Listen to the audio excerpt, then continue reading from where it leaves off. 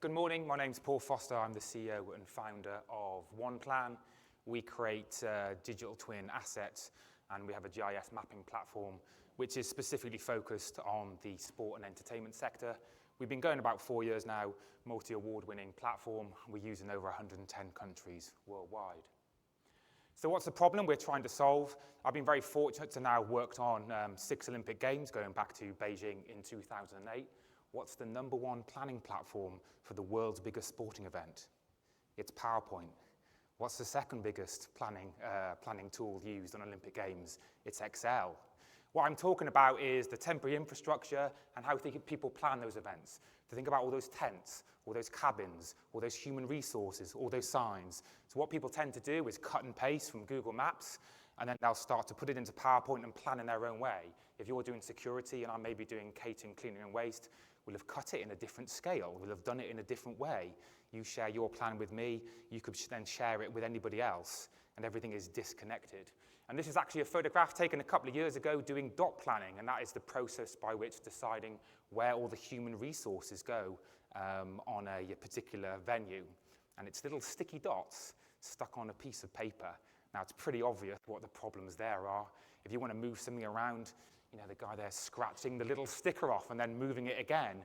And when it's all done, they'll roll it up, they'll take it off, and then he's the only person with the plan, and no one else has any idea what's going to happen on game day. So essentially what our platform does is move away from that. So gets rid of just having the PowerPoint, just using the AutoCAD, using the Google Maps, all the various documents you have. So this is what we've been trying to move away from.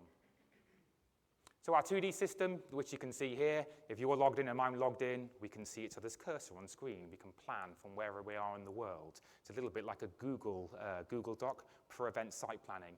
This is the press center for Stade de France for the Olympic Games in 2024, and you can see every single table and chair planned in that location.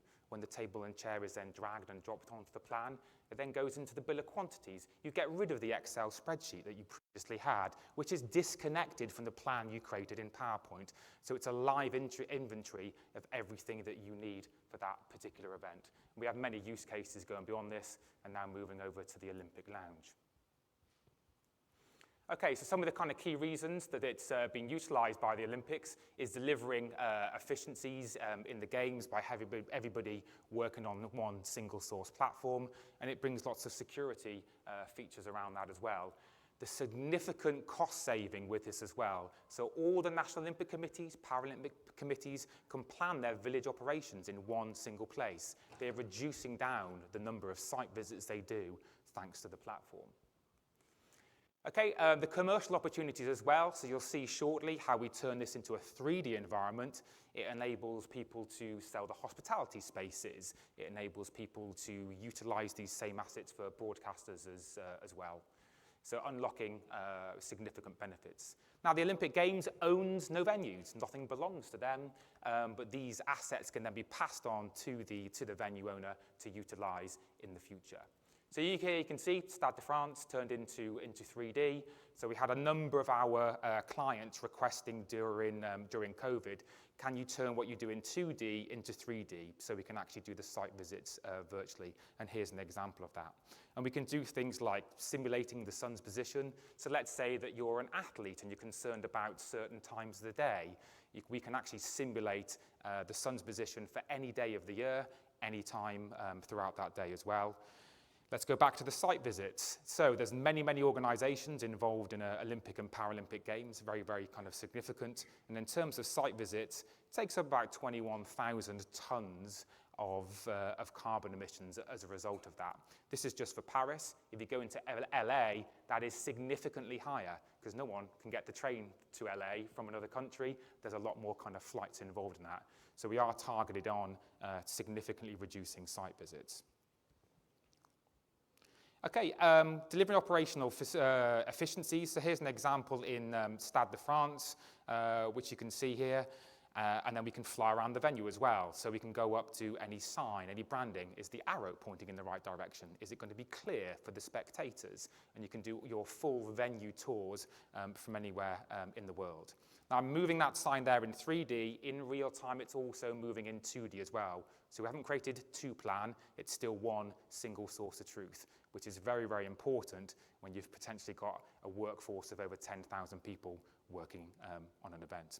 So we go into the venue, and what we can do here is then kind of change the sun's position. We actually simulate every single individual light bulb as well, so you get a very accurate view of what that venue will look like. And you can see there, that's the sun's position in July 2024. You'll have also seen some of the lens flare as well, very helpful for the broadcasters figuring out their positions for cameras. Commonwealth Stadium, Edmonton, was being considered as a FIFA World Cup venue for 2026. And this shows the venue, what it will look like in 26, not what it looks like today in a FIFA configuration. We also did all the change rooms and the hospitality suites. So FIFA were able to reduce down the need for doing so many site visits by being able to do this virtually. And you'll see later on how this venue is now using this digital assets. Back to the broadcast cameras, so we can take the individual specification of a broadcast camera, its full lens capability, how far can it zoom, how far can it pan, and it enables the Olympic broadcast services, who are based in Madrid, to plan thousands and thousands of camera positions and not actually need to go to site. It takes account of reflections on surfaces and any kind of lens flare. We can also do this for security cameras. So you may want to look at things like how far your facial recognition goes, have you only got any black spots around the venue.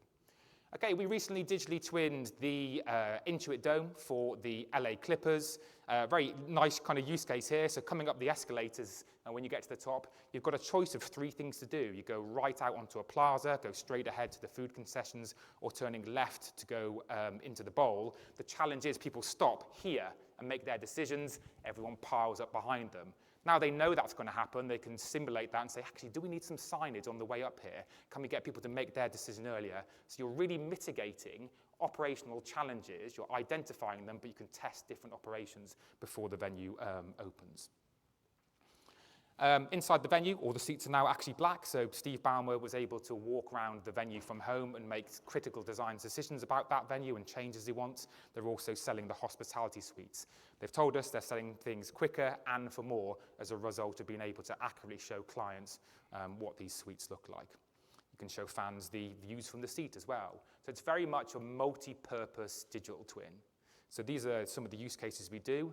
There are others, particularly on the fan engagement side. So we can transfer these digital assets to Roblox, to Fortnite, so it can be used in a different way. The key thing here is the venue and the ownership, they own that asset. So it's not a case of finding random assets kind of online. They take kind of ownership of it and they have control of that digital asset. Okay, back to the Commonwealth Stadium. A couple of months ago, they had a snowboard championships here. So they're able to put the snowboard operations into the venue. One of the critical things at this venue is the floodlights are actually quite low. So when the athletes did their trick in the air, they do get some glare from the floodlights. They're able to simulate that athlete movement in the air and then adjust the floodlights appropriately. On the bottom there, you see Gillette Stadium, which are also currently digitally twinning, particularly for their North End zone that they're developing.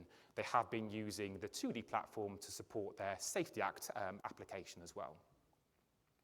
Okay, this is traditionally, so I'm a crowd geek by trade. That's kind of my background work that I've done on the Olympics. So traditionally, this is how crowd flow modeling is done. Lots of dots moving around on the page. So the blues are the people leaving the Olympic Park, the greens are those arriving, and the reds are those going shopping. So this is how you would simulate various different actions. So nice, looks good, but difficult to kind of interpret. So now we're able to move that on. We're able to take that crowd flow simulation and then turn it into 3D. So this is a venue in Detroit. We've taken their crowd flow modeling and then turned it into 3D. You can move between that crowd, change the time of day, and actually feel what it would be like for the crowd. So do you need to change your operations, adjust how things flow? So again, they're able to identify risk and issues earlier. They're able to then test out mitigations without doing it with people. No one gets hurt doing these tests. Okay, we've been used to plan more than 25,000 events worldwide in 110 countries. We are starting to get use cases outside of our traditional remit. So we've been used, by example, by the Red Cross and UN to plan refugee site camps. They saw the work we did with Glastonbury and said, hey, it's the same thing. It's tents, cabins, containers, it's water, it's electricity. They just plan very, very quickly on the move. We are the official planning platform for World Triathlon, for FIBA, the International Federation of Basketball, RBU's International Biathlon Union, used in Formula One. We've digitally twinned SoFi Stadium, currently doing the Patriots as well. So yeah, growing very, very, very quickly. In terms of our 2D platform, mass market, you can go on today onto the OnePlan website, start using our 2D system for free for one event. Obviously, when we move into the 3D, much more kind of enterprise kind of clients, a higher end there. But generally, those clients have a significant kind of commercial benefit from doing the digital twins. Okay, thanks very much. This will just play in the background now. This is our digital twin of Paris. We've got about 5 square kilometers of the city, and at the moment, we are digitally twinning all 37 of the competition venues. It was a tender process. We were actually successful against Capgemini and Esri to be awarded this contract. We are the first ever startup to be an Olympic Games partner. So a great kind of privilege for us and a great project to be involved in and helping us to kind of accelerate our technology. Thanks very much for listening. I'll take any questions.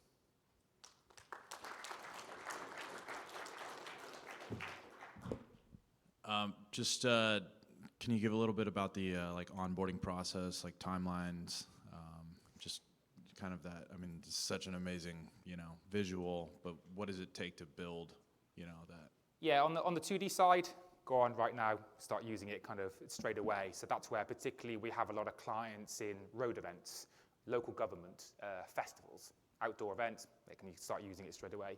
On the 3D side, we're getting quicker and quicker how we build things. So the Intuit Dome, we're probably looking around getting that venue built in maybe 2 to 3 months. Gillette Stadium, much, much quicker. We're down to kind of weeks. All our team do is digitally twin sport and entertainment, nothing else. A good example of how we get that speed is we have a lot of kind of those regular assets. So Irwin Seating is the main seating provider for most stadiums and arenas in the United States. We actually have a digital twin of all their seat types. So you tell us what seat you're going to have, and then we put it straight in. So we have a lot of the barrier types. We have the security infrastructure, the magnetometers. So we build all those up, and it's able to speed up our process. Outdoor events, for digital twinning, we use photogrammetry techniques. We take high-resolution satellite imagery or aerial imagery and the topography data, and we stitch them together to create the environment. So if you go in Google Street View, you'll see cars and people and things around. Ours is clean. There's none of those temporary things there. So that's very, very quick how we do that. We're talking kind of a couple of days to do very, very large urban areas. Unfortunately, that's all the time we have. Thank you so much. Appreciate it.